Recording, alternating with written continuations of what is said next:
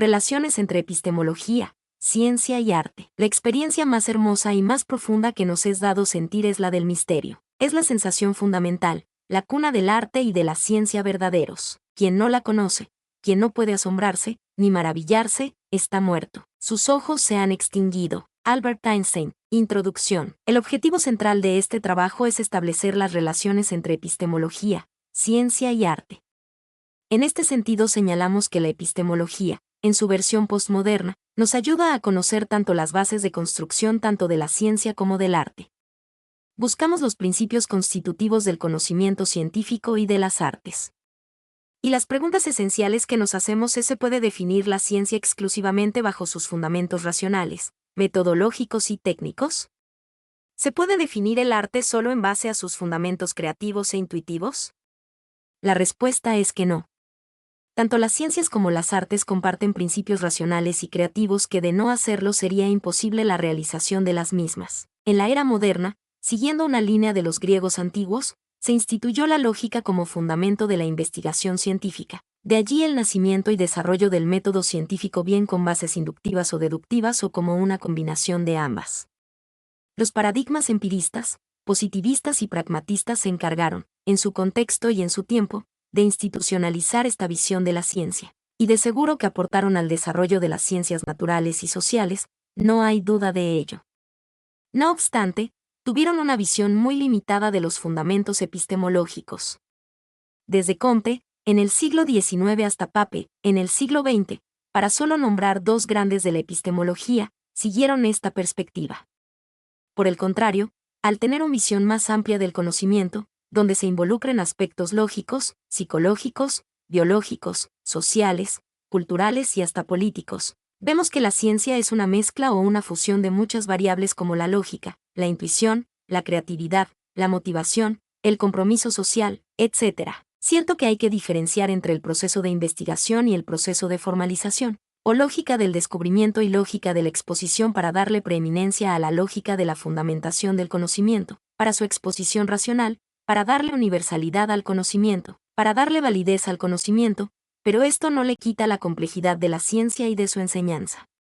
Tanto el joven investigador como el estudiante generalmente se decepcionan o abandonan la ciencia porque, aún aplicando el método científico, no lograr parir una idea, una hipótesis.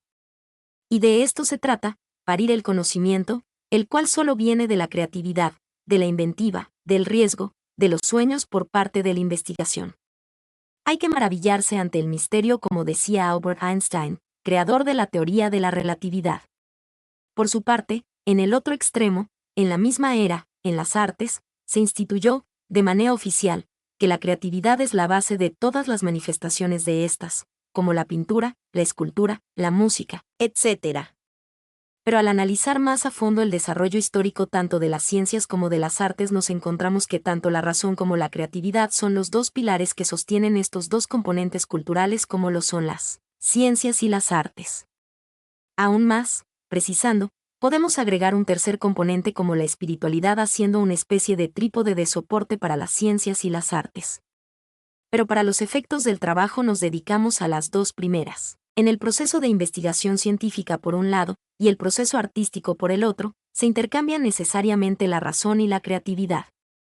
Y a nivel externo, los avances científicos tecnológicos influyen en el desarrollo de las artes y al contrario también, es decir, los avances de las artes, cuyo centro es la estética, la belleza, la armonía, influyen en el desarrollo de la ciencia.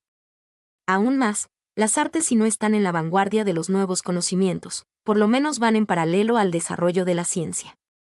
Y no solo el arte, sino también la literatura. De aquí saco una inferencia hacia la educación. Una auténtica educación, a lo largo de la evolución del ser humano, desde el preescolar hasta el postdoctorado, debe contener una relación armoniosa entre ciencia, arte, literatura y espiritualidad. En el presente artículo, entonces, se analizan las tendencias modernas y postmodernas de las ciencias y en las artes. Partiendo de la importancia de los componentes previsibles y no previsibles de la investigación, se sostiene que el elemento común de las ciencias y de las artes es el componente de la creatividad, la cual nace desde el ser esencial del humano. Se analizan los supuestos epistemológicos y metodológicos de la investigación cuantitativa y cualitativa. se demuestra que desde los griegos de la antigüedad hasta los años 40 del siglo XX, se mantuvieron operando en la vanguardia de la ciencia, la objetividad del conocimiento, la centralidad del método de investigación y de la medición, como garantía de cientificidad. La investigación moderna asumió la disciplinariedad presentando dificultades no solo para resolver los problemas de la realidad sino para la organización misma del conocimiento científico. Frente a esta tendencia, en la modernidad tardía, se propone la investigación interdisciplinaria incorporando la noción de totalidad y de sistema de la realidad, manteniendo intacto el postulado del determinismo legal para explicar la realidad. Sin embargo, esto no fue suficiente, por lo que se generó, en los años 80 del siglo pasado, la propuesta postmoderna de la investigación transdisciplinaria, centrada en el estudio de la complejidad y en el reconociendo de la subjetividad como fundamento de la vida y de la propia investigación. Finalmente, en este artículo se explican las modalidades de investigación en las artes, destacando la investigación-creación como tendencia, ya manifiestas en universidades europeas, norteamericanas y latinoamericanas. Este artículo se basa en otro previo, Méndez, 2015, donde se amplían estas relaciones entre ciencia y arte y epistemología, lógica y creatividad. Para comenzar es necesario aclarar que cuando se habla de la investigación nos estamos refiriendo a los procesos de producción del conocimiento científico, los cuales conducen a su producto como es la teoría científica. Según Méndez 2015, para realizar una investigación científica se necesitan tanto los componentes previsibles como imprevisibles de la misma. Los componentes previsibles son, en primer lugar, la utilización provisional de una o varias teorías del objeto o problema de investigación. Una teoría es la explicación o interpretación de la realidad o del problema de estudio. En segundo lugar, se necesita una o varias metodologías para establecer las grandes líneas estratégicas de la investigación. En tercer lugar, se aplican las técnicas e instrumentos de investigación como las encuestas, las estadísticas, etc. Y en cuarto lugar, tenemos el uso de la epistemología, la cual analiza y proporciona los fundamentos de construcción del conocimiento científico. Desde una visión integral de la epistemología, se pueden identificar los fundamentos gnoseológicos, teoría del conocimiento, ontológicos, teoría de la realidad, y los axiológicos, teoría de los valores. A su vez, la epistemología nos permite establecer criterios de marcadores entre ciencia y no ciencia, filosofía, religión, sentido común, etc., sus similitudes y diferencias. Tiene que existir una armonía en la utilización de estos cuatro componentes, pues de lo contrario pueden ocurrir desviaciones como el teoricismo, al pensar que la razón lógica o matemática son la única vía del conocimiento, y como la metodolatría, al pensar que solo con la utilización de un método es suficiente para hacer la investigación.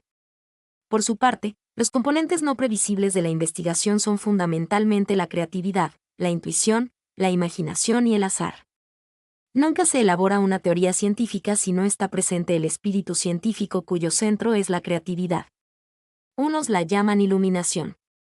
Nunca la teoría científica es una copia de datos, es la explicación creativa de la realidad y esto se debe al sujeto científico, quien genera conocimiento.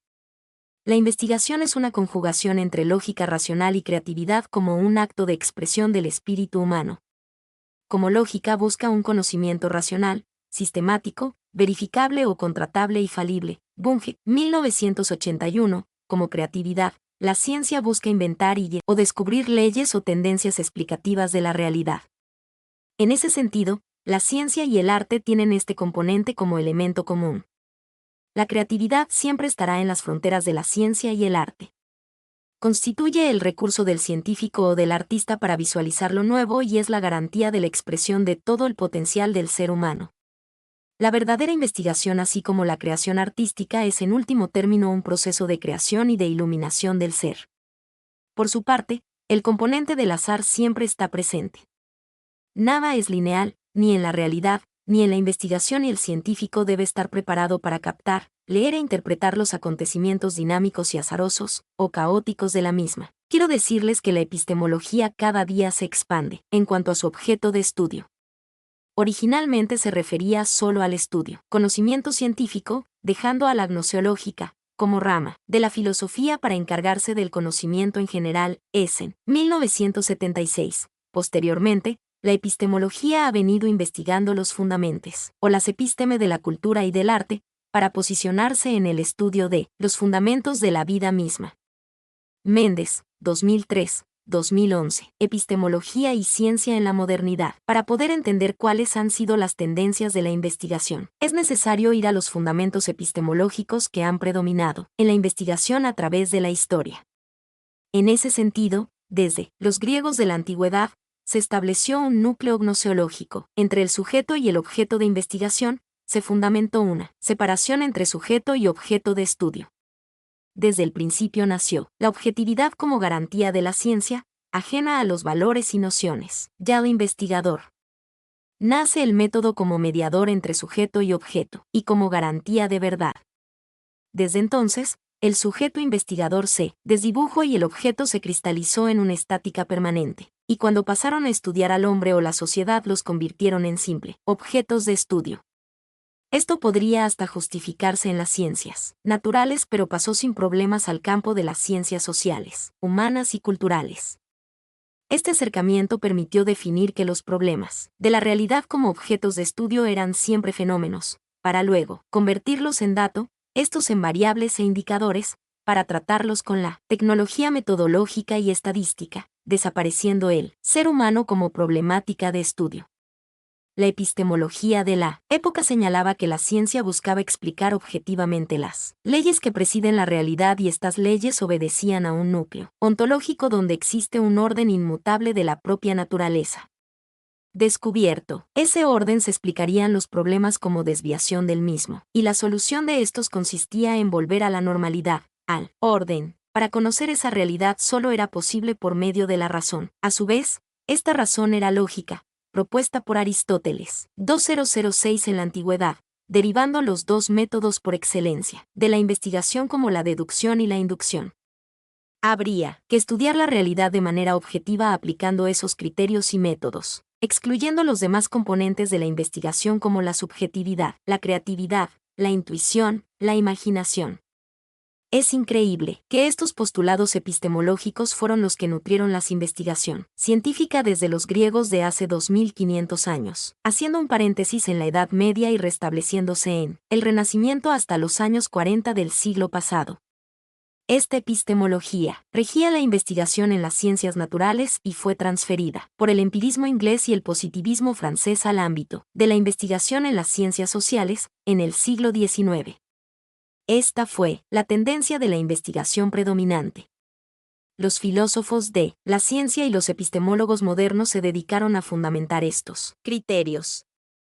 Por ejemplo, el planteamiento empirista de Francis Bacon y John Locke, por un lado y por el otro, el planteamiento racionalista de Descartes y Newton, hasta llegar al Círculo de Viena, al empirismo lógico, en el siglo pasado, llegando hasta Mario Banch 1983 en América Latina. Por su parte, los científicos de la modernidad lo que hicieron fue sistematizar y aplicar estos criterios, desde Galileo en el siglo XVI y XVII hasta mediados del siglo XX legitimaron y fundamentaron la investigación, como lógica lineal de la investigación. Esta lógica llevó a pensar la investigación solo como aplicación de una metodología, y así proliferaron decenas de libros de metodología de la investigación, como un sistema seguro de aplicación de pasos para la producción de conocimiento, qué desviación tan grande y tan perjudicial para el avance de la ciencia. Muchas universidades han caído en esta trampa, quedando rezagadas de la vanguardia científica, pasando a ser consumidoras de teorías y metodologías, desempeñando el papel de reproductoras de conocimiento o tecnología, o de simples aplicadoras del mismo. Se empezó a hacer un rito a la metodología, despareciendo cualquier forma creatividad al realizar la investigación. Hubo una reducción tal que se asemejaba a la metodología, a una receta de cocina para tener éxito en la investigación. Esta tendencia de la investigación se ha institucionalizado en las universidades, y es hoy cuando todavía en muchas de ellas y en sus departamentos y centros de investigación se sigue sosteniendo esta visión de la investigación. El método como mediador llevó a la utilización del laboratorio, de la experimentación, de la medición y esto daba legitimidad a todas las ciencias. Se habló de ciencias duras y se aplicaban estos procedimientos y las ciencias sociales tendrían sentido si los aplicaba. También, naciendo la era de la investigación cuantitativa en estas ciencias. Investigación que no tuviera encuestas o cuadros estadísticos era de entrada descartada y descalificada. Naciendo una cultura cuantitativista que terminó paralizando las ciencias sociales, quedando reducida a simples estudios descriptivos de la realidad. Paralelamente, los otros intentos de investigación, como la cualitativa, cuyo centro de interés estuvo en la Escuela de Chicago, entre los años 20 y 30 del siglo XX, en los Estados Unidos, pasaban a un segundo plano. La metodología canceló inclusive la epistemología. Era un asunto extraño hablar de ella, solo se pedían expertos en metodología y técnicas de investigación. La epistemología en el caso que existiera se redujo solo a la fundamentación de la lógica de la investigación científica. Inclusive Pape siguió esta orientación. Desde el nacimiento, de las ciencias tanto naturales como sociales partieron de un postulado según el cual, siendo compleja la realidad, la única forma de investigarla era por medio de las disciplinas científicas, por medios de la especialización, por medios de la fragmentación de la realidad, por medio de la división, ya o trabajo científico, por medio de lo que llamamos disciplinariedad. El mundo fragmentado se conjugaba con una investigación especializada y superespecializada. La realidad, sin embargo, no admitía esa fragmentación a la hora de explicarla y transformarla. Poco a poco, se fue manifestando posiciones individuales para luego posicionarse como tendencia a las epistemologías de la complejidad, las cuales sostenían la indivisibilidad de la realidad y la imposibilidad de un conocimiento fragmentario. Se empezó a cambiar la visión de esa realidad. Se comienza por romper ese núcleo objeto, fenómeno orden y sujeto razón, y desde los años 40 del siglo pasado, la propuesta de la teoría general de sistema de Bertalanffy, 1980, la teoría cibernética de Wiener, 1948, 1998, marcaron el inicio de una nueva fundamentación de las ciencias. Y la primera medida fue la superación de la investigación disciplinaria, para constituir la investigación interdisciplinaria hasta su consolidación. En los años 70, cuando la Organización de las Naciones Unidas para la Educación, la Ciencia y la Cultura, UNESCO, presentara un estudio, donde demostraba que ya se había instalado como tendencia mundial y de vanguardia dicha modalidad de investigación. Jean Piaget 1979, autor de la epistemología genética y de la teoría constructivista en psicología y pedagogía, fue el protagonista a nivel internacional de ese acontecimiento científico epistemológico. Se empezaron a conocer propuestas en diferentes campos como la sociología sistémica, de Chalcott Parsons, la teoría de la Gestalt en psicología, entre otros. Sin embargo, la teoría de sistema todavía asumía la modernidad con el determinismo ontológico, es decir, son las estructuras las que determinan la vida y el comportamiento de los seres humanos. La investigación moderna temprana produjo los dos paradigmas opuestos pero con la misma base determinística, como lo fue el positivismo y el marxismo. La modernidad tardía produjo los paradigmas funcionalistas, estructural funcionalista, y el estructuralismo francés. Se hizo ley el determinismo de la naturaleza, de la sociedad, de la cultura. El actor eran las estructuras, pero había desaparecido el ser humano como actor de su propia vida, dejando poco margen para el cambio social. Se marcó como tendencia el holismo como estudio de la totalidad de la realidad. Esta tendencia de la investigación se mantuvo hasta finales de los años 70. Esto unido al fracaso de las grandes propuestas del progreso tras la Primera y Segunda Guerra Mundial, epistemología y ciencia en la posmodernidad. Ahora bien, en los años 80 del siglo pasado, se produce un nuevo giro en la investigación. Se fundamenta la visión compleja de la realidad y del conocimiento. En este proceso empieza la era postmoderna de la ciencia. Se generan ontologías, epistemologías y metodologías de la complejidad. Se dan en varias direcciones, apareciendo una propuesta más consolidada con el nombre de la teoría de la complejidad, donde Edgar Morin en 1981, desde Francia, cumplió un papel protagónico en la fundamentación de la epistemología de la complejidad con su libro El método 1981. Igualmente hubo autores en muchos campos aplicando estos criterios de la complejidad. En una primera dirección, la teoría de la complejidad rompió el núcleo epistemológico ontológico de la antigüedad griega y de la modernidad de la ciencia. Introdujo el concepto según la cual realidad compleja es una conjugación entre orden, el desorden y organización. Es una dialéctica múltiple por la simultaneidad de realidades, percepciones, visiones, tramas psicosociales, comunicacionales y ambientales. La realidad, más que un acontecimiento que sigue la flecha del tiempo, es siempre imprevisible, y por lo tanto creativa.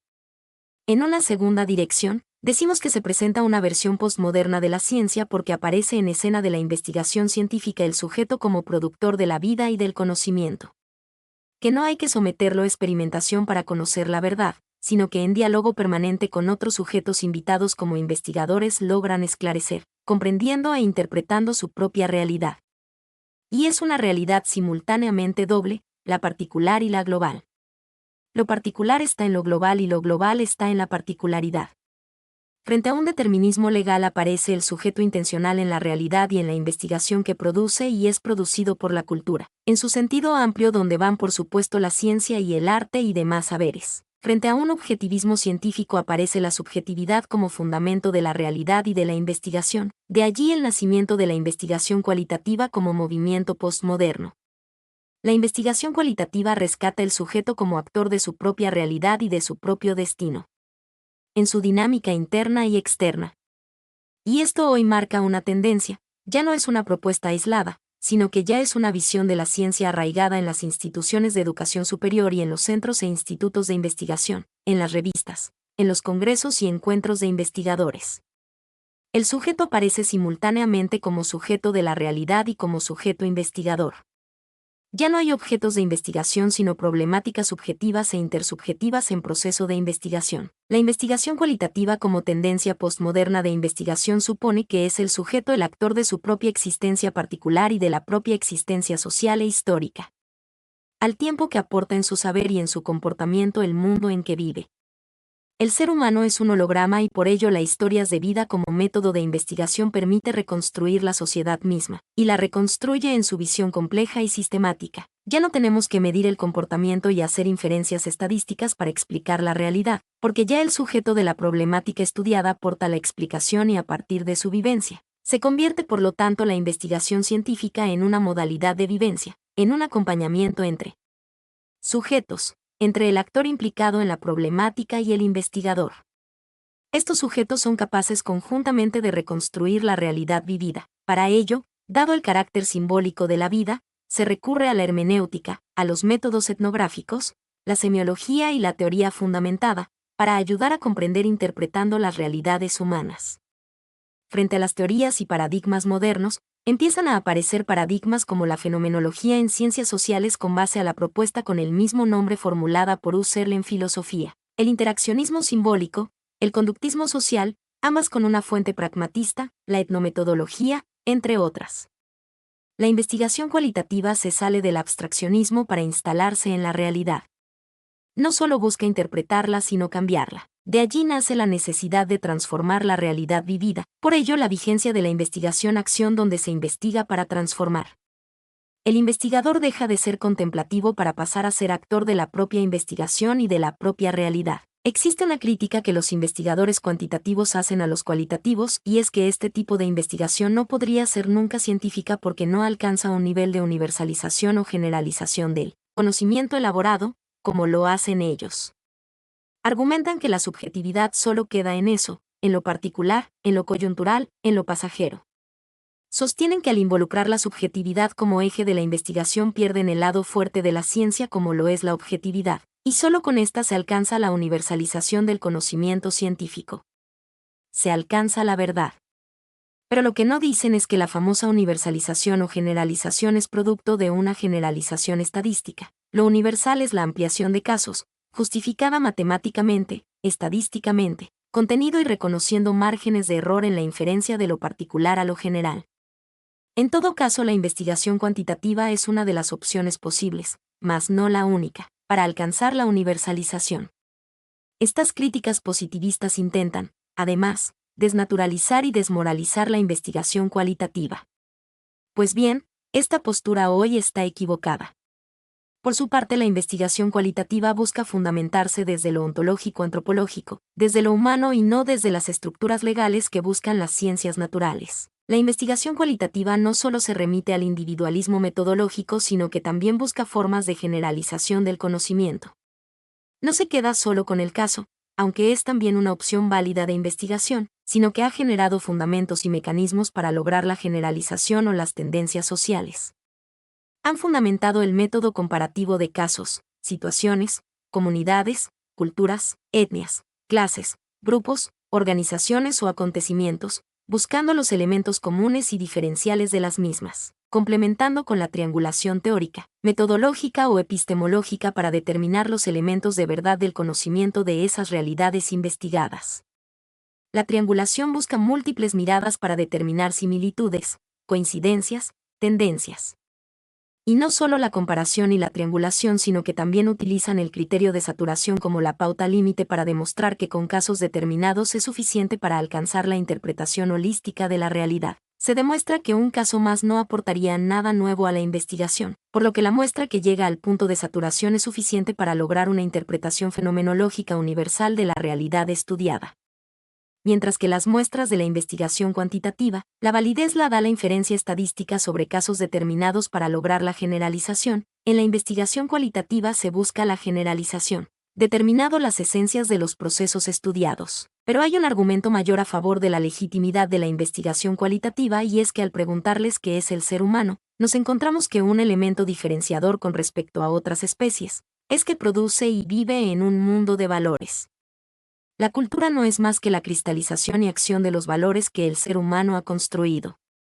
Es lógico que el propósito de las ciencias humanas, sociales, humanísticas o culturales, como queramos llamarle, es el estudio del hombre como ser genérico, contextual e histórico, por lo que el centro del estudio es la subjetividad, porque la subjetividad viene del sujeto, un sujeto que desde que nace, desde que hace su aparición en este planeta busca vivir y vive dándole significado a cada acto, a cada acción, a cada relación con sus semejantes, con sus instituciones, y para darle significado. Crea un mundo de valores. En ese sentido, la investigación de los procesos antropocociales se fundamenta en solo en la ontología y en la metodología, sino también en la teoría de los valores, axiología. Por ejemplo, la familia al considerarla como la célula fundamental de la sociedad, es porque es considerada como un valor. La educación cuando se le considera prioritaria para el desarrollo de la sociedad es porque se le considera un valor. El ser humano no solo crea valores, sino que los refleja en sus creencias, sus ideologías, en sus motivaciones, en su comportamiento, en sus relaciones sociales y en sus estructuras. Este encuentro humano no es estático, es profundamente dialéctico, de armonía y discordia, de acuerdos y desacuerdos, de avances y retrocesos, de paz y de guerra, dados en múltiples direcciones y dimensiones de la realidad, teniendo múltiples despliegues según las condiciones históricas de cada situación. Y esta diversidad es lo que se tiene que investigar.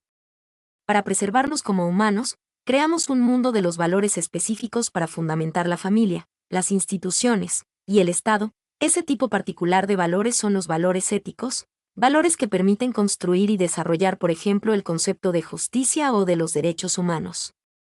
Permite la convivencia para respetar y considerar al otro, para ayudarlo, para darle las mismas oportunidades. Por ello nace la democracia como valor central de la política. Todo esto va constituyendo tramas de vida, que terminan siendo complejas para los propios actores, de modo que se tiene que someter a una investigación, que llamamos investigación cualitativa, la cual trasciende la mera experiencia de los involucrados, buscando el significado de las acciones, buscando los valores que se utilizan, tratando de establecer las implicancias hacia el sujeto individual y hacia el sujeto colectivo o la sociedad, buscando conexiones históricas y estructurales de la subjetividad humana. Por ello, la investigación cualitativa explica desde una visión transcompleja y no es fácil, porque para comprender la complejidad de la realidad es necesario trascender la visión disciplinaria de la ciencia. Es necesario fundamentar entonces la transdisciplinariedad como una nueva forma de hacer ciencia social. No se trata de hacer narraciones de la vida, se trata de investigación científica para comprender explicando el ser humano en su contexto. Es más difícil hacer este tipo de investigación que la cuantitativa. En esta aislamos problemas de su contexto, estudiamos solo los fenómenos y no vamos a su esencia. La auténtica investigación es entonces la investigación cualitativa. Esta también se anota en la universalización como ideal de la ciencia. Y es que es obvio porque en el estudio de los valores podemos identificar aquellos que definen y caracterizan la especie humana y esto es lo que los hace universales. Una situación particular refleja ese carácter universal, por lo que se cumple entonces con ese ideal.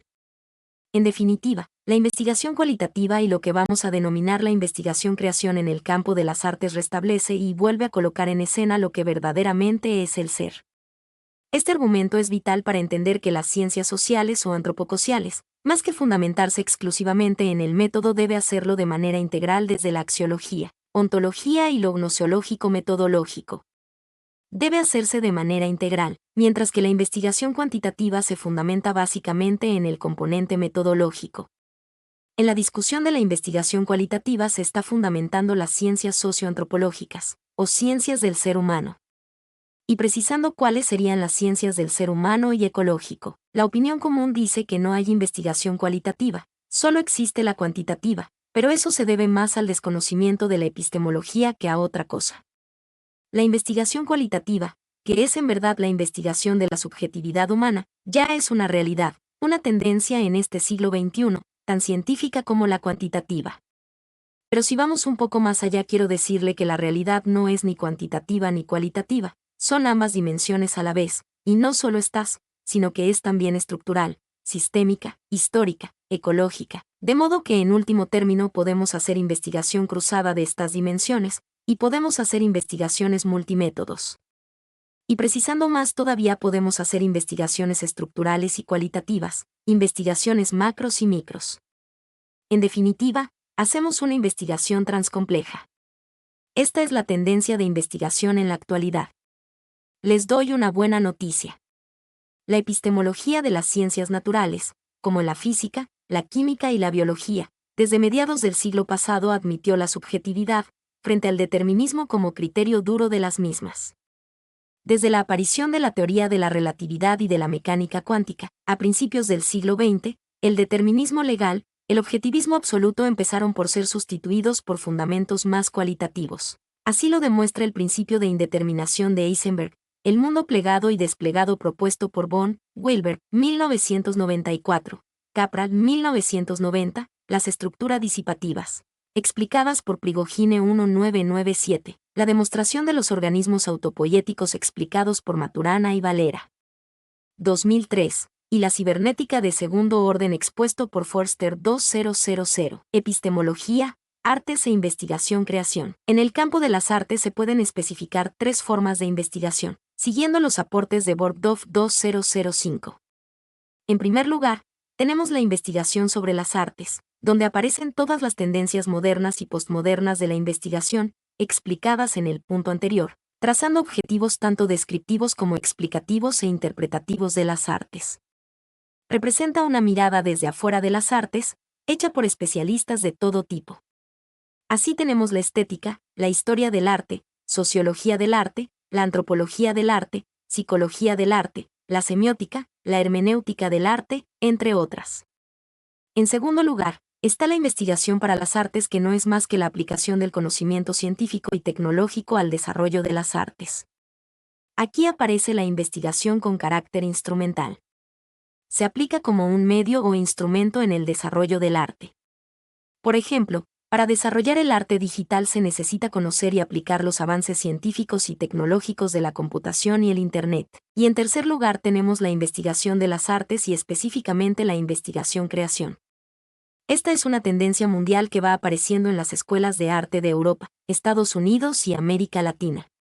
Se trata de investigar desde el seno mismo de la práctica artística, desde la propia producción del arte, que no es fácil sino compleja por los múltiples aspectos, dimensiones, categorías y actores implicados en creación y producción artística.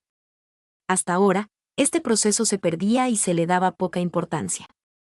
En la investigación-creación hay procesos cognitivos implicados que no necesariamente son los clásicos como el nivel lógico lineal de origen aristotélico, sino que están involucrados procesos de inteligencia y conciencia. Se conjuga un nivel racional con un nivel creativo e intuitivo del conocimiento y de la producción artística. Se integra lo lógico y lo creativo, pero una nueva la lógica, la borrosa o difusa, donde los escenarios de respuestas no son binarios, sí, no, o verdadero o falso, sino múltiples y simultáneos. Esta integración de lo racional y lo creativo ya está explicada en la neurociencia, Carminati y Vaipan, 2012, al demostrar la presencia de los dos cerebros, el izquierdo, el lógico, y el derecho, el creativo, de modo que la investigación-creación nace prácticamente justificada y fundamentada en la vanguardia de la ciencia. Por su parte, la investigación-creación, desde el punto de vista metodológico, nace de manera autónoma, sin pretender, transferir ni copiar las metodologías de las ciencias sociales y humanas. Esto sin desmerecer esos avances. Busca autonomía, por lo que la metodología siempre será emergente con respecto a la producción científica y artística. Es abierta, vivencial, reflexiva, comprometida, donde el sujeto artista nace simultáneamente como sujeto investigador científico. Tremenda síntesis epistemológica e histórica. En la investigación-creación, la subjetividad dormida o reprimida o escondida tras bastidores durante la modernidad florece con la frente en alto y lo hace ahora con fundamento científico al interior de todas las artes. La investigación-creación es compleja porque sintetiza ciencia y arte, integra las complejidades de la actividad y producción artística con la complejidad del medio ambiente cultural donde se desenvuelve. Necesariamente asume la epistemología como guía para esa integración cognitiva y creativa. No solo el artista busca con su creatividad generar una forma de arte como una pieza musical, una pintura o una escultura, sino que reflexionar científicamente sobre su proceso de producción. En esta instancia se busca esa relación dialéctica entre espectador y creador. Estos y su ambiente.